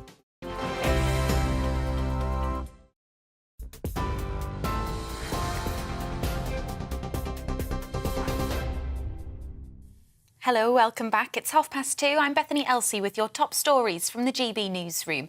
Nadeem Zahawi has been sacked from the government after an ethics inquiry found a serious breach of the ministerial code. The former Tory party chair faced questions over his tax affairs after admitting he paid a penalty to HMRC for an error linked to his shares in the polling company YouGov. In a letter, Mr Zahawi assured the Prime Minister he'll continue to support the government from the backbenches in the coming years. Shadow Health Secretary Wes Streeting says it's time for a new government. Well, it was inevitable that Nadeem Zahawi would have to go. He broke the ministerial code. The question is, why was Rishi Sunak too weak to sack him when these revelations first came about? Why is Suella Braverman still the Home Secretary when she breached the ministerial code? How many more bullying allegations will it take before Dominic Raab, the Deputy Prime Minister, is taken to task? With all of the chaos and grubby standards we see at the heart of this sleazy government, big challenges, whether on our economy, the state of the National Health Service, are going unanswered. A teenager has been charged with the murder of 15-year-old Holly Newton in Hexham. She was stabbed in the Priestpopple area of the town on Friday. A 16-year-old boy was also injured in the attack. The accused, who can't be named for legal reasons, has also been charged with attempted murder and possession of an offensive weapon. The Housing Secretary has admitted that faulty government guidance allowed the Grenfell Tower tragedy to happen. Michael Gove says the whole system of building safety wasn't policed effectively enough. He's expected to announce a 6-week deadline for developers tomorrow, forcing them to sign a contract to either fix their unsafe homes or be banned from building new ones. The fire at the residential tower block in West London killed 72 people in 2017. You're up to date on TV, online and DAB plus radio. This is GB News. Now it's back to Alastair.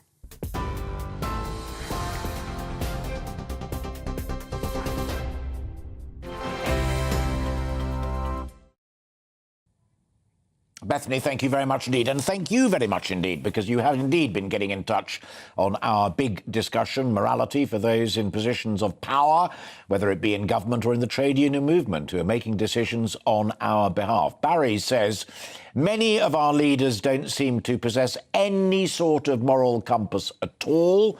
At the moment, lining their pockets seems way more important than any sort of moral correctness.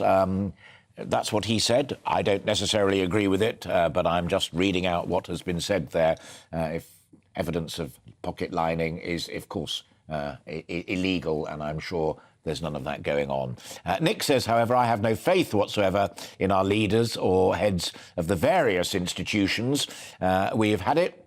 It is time to realise that as a society we have peaked and it's one way down from here. Oh dear, that's a bit pessimistic. Sue says, if Mr Zahawi contacted HMRC, that's Her Majesty's Revenue and Customs, the tax people, to report that he'd made a mistake with his tax return, and the HMRC then did the investigation, I do have sympathy with him. However, if HMRC found the error and started the investigation first, then I do not have any sympathy at all. Thank you very much indeed for that contribution.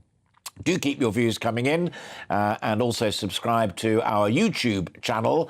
We are at GB News, and all of my previous programmes and previous interviews today are available there in case you missed them and would like to catch up with them. Now, a story that I have been so looking forward to. Horses from the Army's Household Cavalry Mounted Regiment are making their way back to London from the Midlands to prepare for a busy year ahead, of course, including their role in the King's forthcoming coronation. Now, during the winter, these animals involved in the most significant royal ceremonies spend a few weeks away in Melton Mowbray in Leicestershire before returning to their strict routine at the cavalry barracks in Hyde Park. And a man I am deeply envious of, our reporter Will Hollis, who's been finding out a little more about what goes on there. Here's Will Hollis's report. In the frosty fields of Melton Mowbray, the British Army is engaging in a familiar operation, moving these horses back down to London after their Christmas break. There's more than 100 of them. Lance Corporal Pocock is a vet. Right now, the horses, we're going to identify them, give them a quick check to make sure there's no injuries. We're going to do a walk-up, trot-up with them to make sure they're lame and fit to travel, and then they'll travel to London. An iconic sight at royal occasions, the horses from the Household Cavalry winter at the Defence Animal Training Regiment, a rural hideaway in Leicestershire. Kieran is a trooper in the cavalry. We have some horses that are far easier to load than others. And yeah, it can be challenging with a lot of moving parts. But I'm pleased to say it seems to be coming together quite well today. While it isn't always easy, the soldiers spend months training in horsemanship. Moving them around the country safely is part of the job. 100 miles south, the horses are back home at Hyde Park Barracks in London. After weeks running free, a good wash is needed. The Household Cavalry has duties beyond ceremony. Many in the regiment train to operate tanks and other vehicles. But first and foremost, caring for horses like Otto here is the priority for Charles and other troopers. When I joined, I thought it would just be like tanks and stuff, but then I got introduced to the horses, and at first, like most people, I was hesitant, but then I realised that it's great fun. Next, a haircut, then some new shoes are in order. Chris is a farrier. Their job as a military working horse is to escort the sovereign, and sometimes that is on a hard surface, so on the roads. And to enable them to be able to carry out that job as a working animal, we need to apply steel shoes. 2022 was a very busy year for the Cav because of the Jubilee and the Queen's funeral. With the King's coronation in May, on top of regular duties, this year is likely to be just as demanding. Corporal Major Daniel Evans. This year, and not only this year, but the last 12 months as well, has been one of the busiest we will ever see. There's a lot of ceremonial commitments that are happening, foreseen and unforeseen. And you know, as the Household Cavalry and as Her Majesty's and now His Majesty's bodyguard, we have to be ready to supply for our role in all areas of the country. While a winter rest is always welcome, it doesn't take long before routine kicks back in. Will Hollis for GB News. And our huge thanks to the Household Cavalry, Melton Mowbray and down here in London for their hospitality and kindness towards Will Hollis, who enabling him to produce that absolutely brilliant report, which I thoroughly enjoyed, and I hope you did as well. Meanwhile, you've also been getting in touch more with your views about the morality of strikes, particularly. We talked a little bit about the politics of it just a moment ago, but here are your views on strikes. Elaine says, I have never gone on strike temporarily as a teacher, just strike permanently. I left. Oh dear. Most teachers spend their own money to pay for pupils' pens and books, worked up to midnight every night and all weekends, burnt out. My advice would be to get out whilst you can.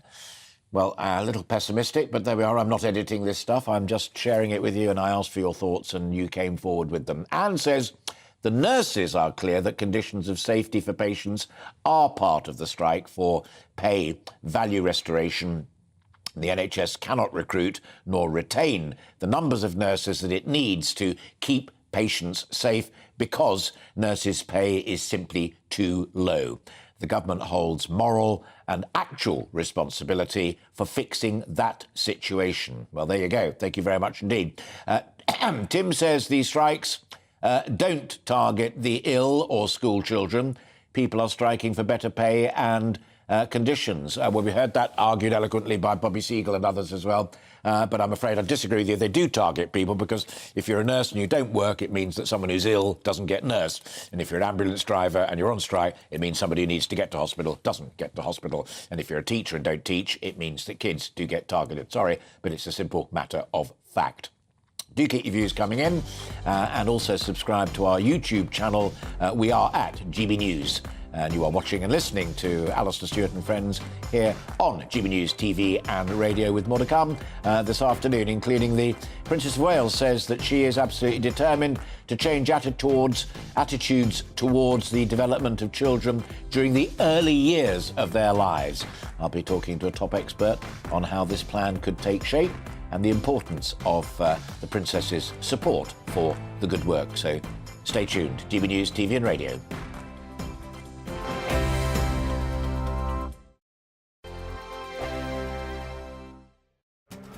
This year on GB News, we've got brand new members in the family. Join us. Across the entire United Kingdom, we cover the issues that matter to you.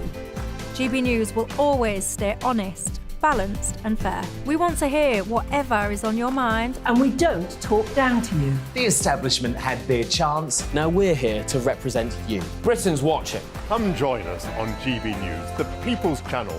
Britain's news channel. Monday to Thursday, 9 p.m. till 11 p.m. Join me, Dan Wootton. I'll bring you the sharpest takes and hottest debates. Do you not believe in prison? I don't believe in prison. I'm completely stunned. I guarantee you there'll be no spin, no bias, no censorship. I actually was personally quite offended by it. And no reason to go to bed. So I guess they've always been quite woke. That's Dan Wootton tonight on TV, radio and online. Monday to Thursday from 9 p.m. till 11 p.m. on GB News. The People's Channel, Britain's news channel. We are GB News, and we'd like to say thank you to each and every one of you for bringing us your conversations, for helping our great nation find its voice. We are here for you on radio, television, and online, across England, Scotland, Wales, and Northern Ireland. It's not the BBC, you actually get your facts right. We are proud to be GB News, the People's Channel, Britain's news channel. I'm Mark White. As GB News Home and Security Editor, I cover those key issues that are so important to you. Our authorities, our communities doing all they can to combat violent crime. With the public services under unbearable strain, why are we still failing to control our borders? Defence, the first priority of any government, has been continually hollowed out. Can we trust our politicians to protect the armed forces? Join me, Mark White, on GB News.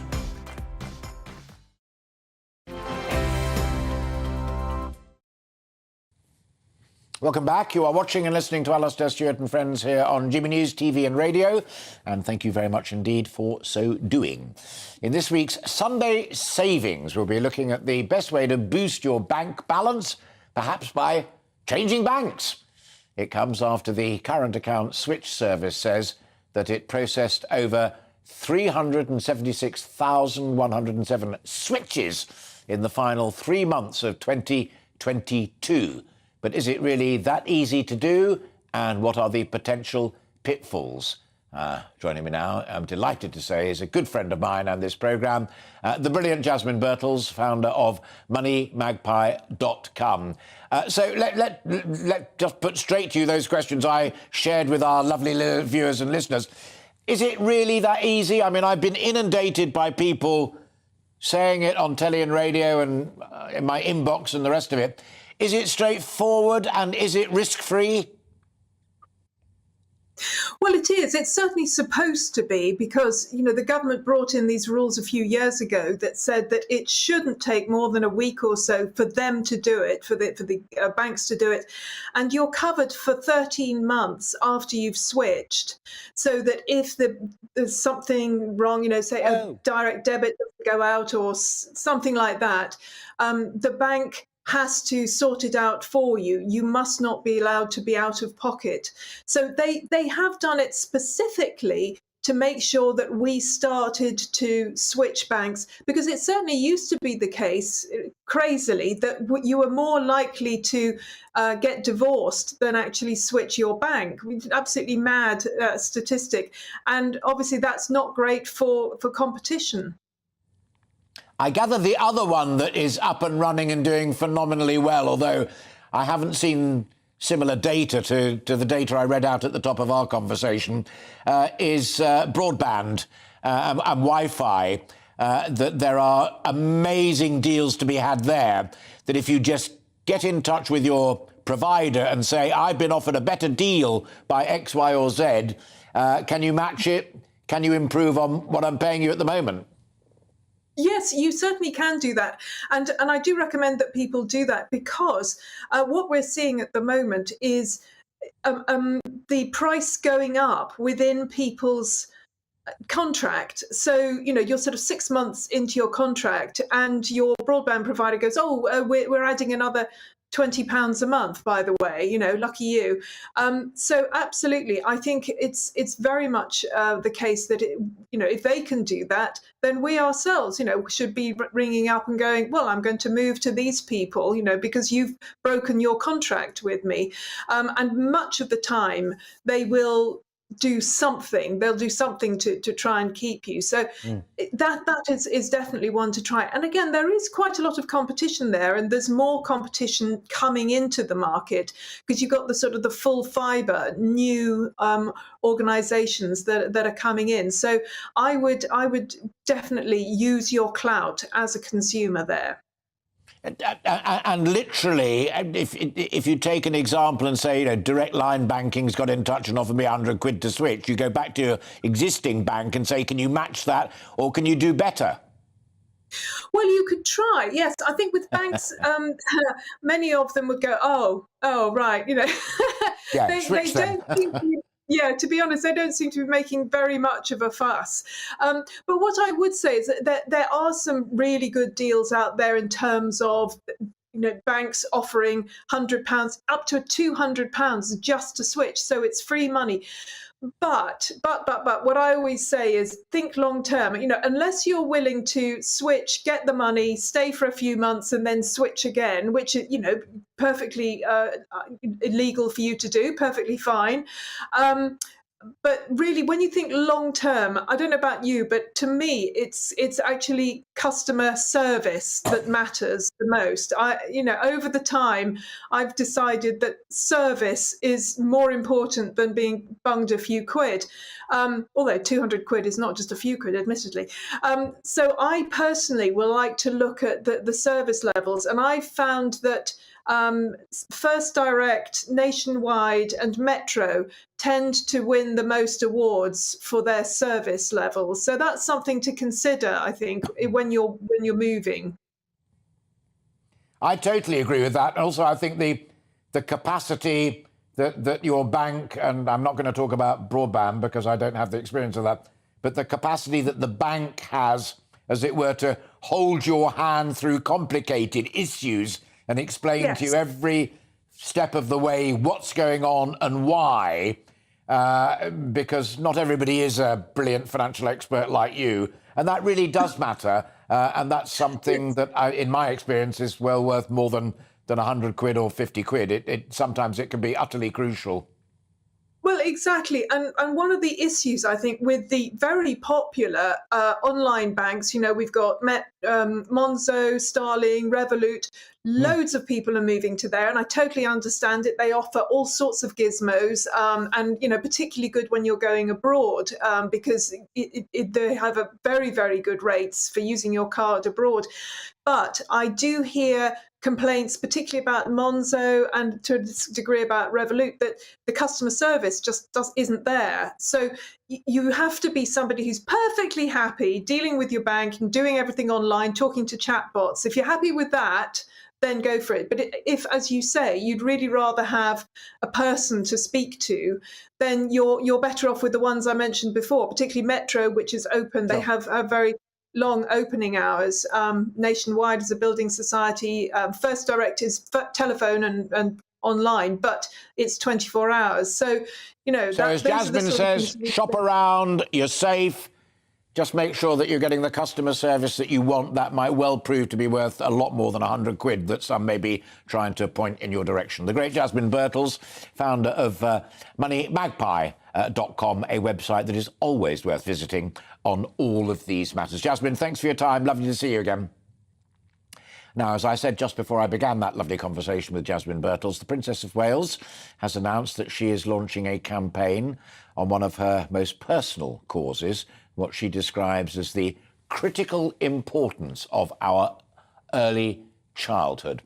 Catherine's awareness-raising campaign, highlighting the critical importance of a person's first 5 years in shaping their adult life, will be launched by the Royal Foundation Centre for Early Childhood this week. And we decided to have a little look into how important the early part of a child's life is, not because we were talking about teachers' strikes, but just as a general observation. And I'm delighted to say that joining me next is Neil Leach, who is the Chief Executive Officer of the Early Years Alliance, to discuss this matter further. This, for you and those who understand the issue, must be absolutely crucial endorsement from the Princess of Wales, not only a world-famous figure, but also, of course, a serial mum of young children. Absolutely, Alastair. I mean, I think you summed it up, actually, in as much as we were delighted when the Princess started to take an interest, and she has for some time, to be fair, in the early years. And if it attracts more media, we're having this conversation because, of course, she's speaking out about the early years. If it attracts more attention and government starts to act in what I would describe a proper way, then, of course, it has to bring about some good news for both families and children and, of course, us that work within the sector.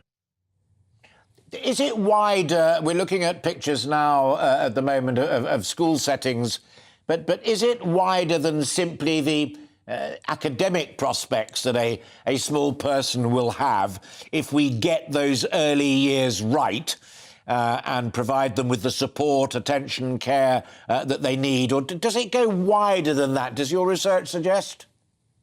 It's much wider than that. I mean, we run ourselves. I mean, we're a charitable organisation and we run ourselves 60 settings, early year settings.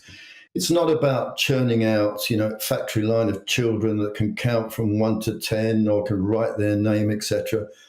This is about creating good citizens, about ensuring that we, allow them to be creative, that they have physical development, they have social and emotional development. For me as a parent, I would only want happy children. That's first and foremost what I want, happy young children. So no, it's not about just the academic side of things. It's about creating and supporting young children. And I think that's what most parents want, frankly, as well. But the reality is, for many years, the early years sector has been neglected and been grossly underfunded. You were talking about strikes, you were talking about schools, etc. Well, I'm afraid the early years has never really been considered to be part of the education system. It feels like we're an add-on. And yet, as the Princess has alluded to, these are critical years in which you shape the child and you shape their life chances. So why wouldn't you want to invest in the early years?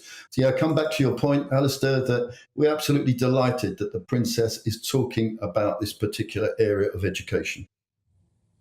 Do you personally get cross when you read that teachers, both in primary, which is a little closer to early years, obviously, but also secondary, are going on strike? Bobby Seagull told us on this programme, it's because they care passionately about education. They're trying to defend the profession and make it better. It's not just about pay. But how do you personally react to that? Well, personally, I'm cross that actually they don't recognise, they're not valued in the same way that they should be. So, you know, I appreciate this can be difficult for parents, this can be difficult for children in terms of strike action. But these are probably the most important, as people in the early years are. You know, parts of our society. We're educating children. We're creating the future. And to undervalue people that work in education is folly. And we've done it for too long. So my personal view is that I understand why they would want to take that action, just as I understand why colleagues in the NHS would want to take that action. So, you know, but again, it's a personal view. Sure. No, I understand that. Didn't interrupt. Think it through, know what you're doing, and thank you for that. Neil, I wish you and all at the Alliance the very best of luck, and congratulations on, as it were, landing the Princess of Wales. I know from the hospice movement just how important her support and her passion can be. Lovely to see you, and thank you very, very much indeed. That's the CEO of the Early Years Alliance. Now, the Conservative Party opens up to Gloria Di Piero, former Labour MP, former chairman of the Conservative Party, opens up to Gloria Di Piero, former Labour MP herself, about the time that he suffered with depression in one of her many remarkable interviews with leading politicians from all parties. And you can watch the full interview on GB News show Gloria Meets, where you'll find out who the person behind the politician really is. That's every Sunday at 6 p.m. I don't think it can come back. I think it will come back. But I go back to that sort of dealing with it historically makes you more able to deal with it in the future. And, you know, I think we'll be ready for it. The one thing I've learned is that, you know, don't suffer in silence, talk to other people, and you will be amazed. You definitely won't be the only person who's had that experience, and you may free and enable other people to talk about it. And Gloria delivers phenomenal interviews every Sunday at 6 p.m. You won't want to miss that any more than I hope you won't want to miss me on Sundays, or Camilla Tominey, or my good friend Michael Portillo either. That is the GB News offering these weekends, so do stay in touch and do stay tuned, and you can get all of the stuff that you may have missed at our YouTube channel, which of course is YouTube at GB News. From all of the team for today, a very good afternoon to you, and thanks for being with us. Hello there. Welcome to your latest weather update from the Met Office. I'm Jonathan Vautry. Sunday has started off on a fairly breezy note for some of us, particularly Scotland. That's due to the squeeze in the isobars as this frontal system is moving in. We've already seen wind gusts of 60 miles an hour across Shetland and generally gales around coastlines here. This cold front is also going to continue moving its way in, providing some heavy outbreaks of rain for Northern Ireland and Scotland. For England and Wales, it is a drier theme, but there are a few drizzle patches still to watch out for underneath the cloud. Some brighter spells, though, possible for southern areas of Wales into central England. Temperatures across England and Wales generally around 8 or 9 degrees Celsius, but it's across Scotland where we could reach 11, maybe 12 degrees underneath that cloud, but the wind not necessarily making it feel too pleasant. That band of rain then slowly pushing its way southwards overnight, but fizzling out as it does so. Behind that, we will see some clearer spells develop, but also showers pushing into Scotland. These will be heavy in places with some hail in the mixture as well. The wind, though, will remain fairly brisk overnight, so that reduces the risk of frost for all of us. Towns and cities generally around 4 to 5 degrees Celsius. The frontal system just lingering across Devon and Cornwall to begin tomorrow morning, but actually the start of the new working week fairly pleasant for many of us with some decent sunny intervals. The winds just staying brisk in the far northeast, but easing out elsewhere. It will feel notably cooler on Monday, though, for Scotland, now more around 7 or 8 degrees Celsius, but we could still reach double-digit figures across southern areas of England.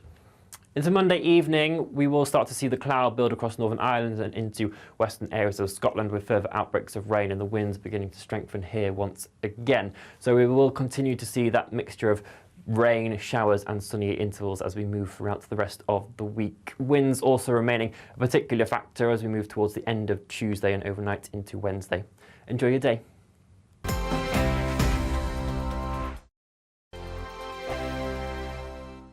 He's the king of breakfast TV, and he's back. Eamon Holmes, back on the TV Surprised with me this morning. even remember my name. I know, it's been 4 months. You have holy water by your bed? Oh, yes. Already to bless. Oh, Eamon. Oh. Why do you not believe anything I say? Eamon Holmes back on GB News Breakfast at 6 a.m. Every weekend, it's Mark Dolan Tonight. Bigger and better, starting at 8 p.m. Friday and Saturday. Can't be too safe. Bring it on. Has there ever been a more innuendo feature? And Sundays, we're on at 9. It's ridiculous. Just get on with it. Maybe you should get a proper job. Only on GB News, the People's Channel, Britain's news channel. I'm Michael Portillo. Join me on GB News on a Sunday morning for topical discussion, debate, arts and culture, and sometimes even ethical dilemmas. I don't always agree with you, Michael. Michael Portillo, Sundays on GB News, the People's Channel, Britain's news channel. Hello, I'm Michelle Dewberry, and you can join me every weekday 6 till 7 on Jubes and Kerr. You're an inspiration to us all. Clip that bit up. Well, you are. That's my ringtone. My political ambitions those days are gone, I can tell you. She's only teasing. Go on. He's probably going to want to lay down now. I'll give him 2 minutes. Let's respectfully disagree. That's what we like on Jubes and Kerr. Come and join us. GB News, the People's Channel. Michelle Dewberry, weekday evenings at 6 o'clock. Monday to Thursday on GB News, it's Bev Turner Today from 10 a.m. We're going to be here for you, our GB News family, to keep you up to date, but also make you smile. The guy went from puberty to adultery. And I can't wait to bring a few of my own opinions. I have no time for cultural totalitarianism. We'll engage in passionate, but always polite debate, with your thoughts and opinions at the centre of it all. Only on GB News, the People's Channel, Britain's news channel.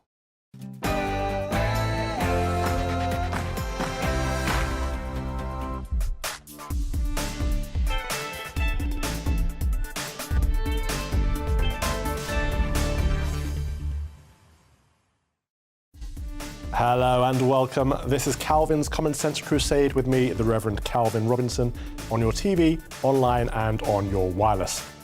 Today we will be discussing the ramifications of the sacking of Nadim Zahawi. A fire rips through a historical treasure in West London Church, and Jesus Christ Superstar is resurrected for modern audiences with a non-binary actor taking the lead of Jesus and Judas being played by a woman. But first is the news with Bethany Elsey.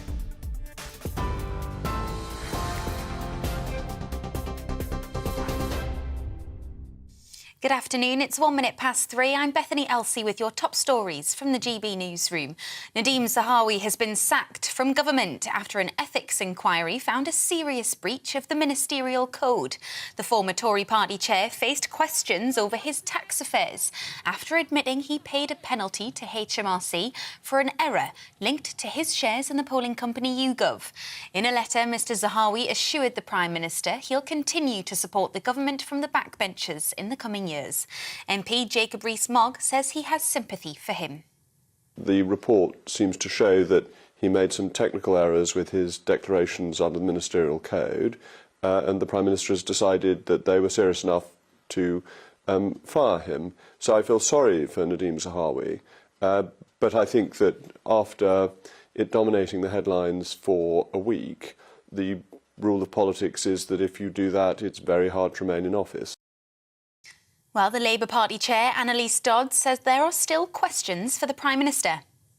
What did he know and when about that enormous settlement that Nadim Zahawi was negotiating with